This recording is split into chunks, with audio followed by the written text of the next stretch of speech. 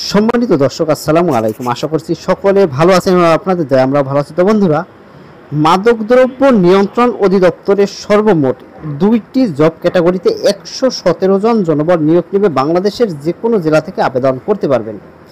এখানে কোন কোন শিক্ষাগত যোগ্যতার মাধ্যমে আবেদন করতে হবে, কোন কোন জব ক্যাটাগরিতে আবেদন উল্লেখ করা হয়েছে, আমরা A to Z আজকের ভিডিওতে দেখব। তো ভিডিওটি ভালো লাগলে অবশ্যই চ্যানেলটি সাবস্ক্রাইব করে রাখবেন এবং প্রতিদিন নতুন নতুন চাকরির খবর পেতে অবশ্যই পাশে থাকা বেল আইকনটি প্রেস করে রাখবেন। তো বন্ধুরা, এখানে আবেদন শুরু হবে 10 আগস্ট আবেদন শুরু হয়েছে এবং 31 আগস্ট পর্যন্ত অনলাইনের মাধ্যমে সকলে আবেদন করতে পারবেন।